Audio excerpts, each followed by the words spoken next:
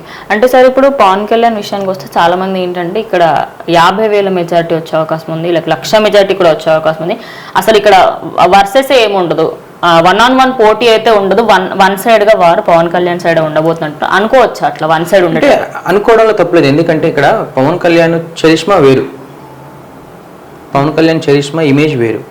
But ఎలక్షనీరింగ్కి వచ్చేసరికి ఏంటంటే మొన్న మీరు భీమవరం గాజువాకలో పోటీ చేసినప్పుడు కూడా అందరు గాజువాకలో భీమవరంలో పవన్ కళ్యాణ్ గెలవబోతున్నారు ఆ రోజు అన్నారు. కానీ ఎందుకు గెలవలేదు? అభిమానం వేరు, ఓటు బ్యాంక్గా ట్రాన్స్ఫర్ కావడం వేరు. ఇక్కడ అభిమానం ఓటు బ్యాంక్గా ట్రాన్స్ఫర్ అవ్వాలంటే ఆ రోజు ట్రాన్స్ఫర్ అయితే 100% ఇక్కడ గెలిచేవాడు. ఇది ఈ 32 కాస్త ఎంత 4% కదా డిఫరెన్స్, అక్కడ గెలిచేవాడు. కానీ ఇక్కడనే మీరు గతంలో ఎన్నికల్లో చూసేదంటే అక్కడ స్కోప్ తక్కువైంది. కానీ ఇక్కడ ఏంటంటే ఆ రోజు గాజువాకలో 32 + 28 ఇప్పుడు ఎంత ఉంటుంది? ఇక్కడ 60% ఉంది. కానీ ఎర్రర్ తీసేస్తే 50% ఉంటుంది ఇక్కడ. అయితే ఆ రోజు ఈ రెండు అలయన్స్ అయినప్పుడు 60%, ఇక్కడ 36%, అంటే 14%. అంటే ఆ రోజు కలిసి పోటీ చేసినా 14-15% గెలిచేవాడు. ఎందుకు? Vote bank transfer. ఇప్పుడు మనకు ఇక్కడ చూస్తే టీడీపీ అనేది ఇక్కడ క్లియర్ గా లేదు.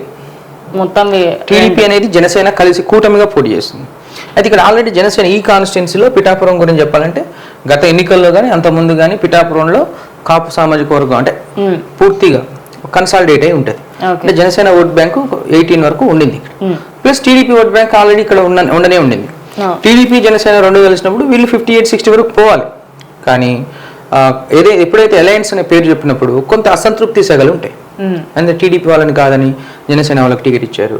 టీడీపీ లీడర్లు అంటే నాయకులు ఒప్పుకున్న విలేజ్లలో లీడర్లకు లోపల కొంచెం అసంతృప్తి సెగలు ఉంటాయి.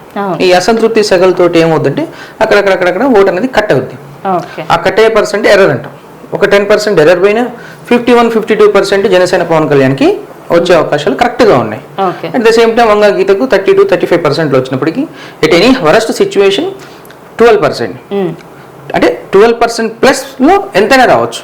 అంటే 25,000 ప్లస్లో 30 రావచ్చు, 35 రావచ్చు. అంటే మినిమం అయితే 25,000 మెజారిటీ వస్తుందని క్లియర్గా మా అంచనాలు ఇక్కడ తెలుస్తుంది.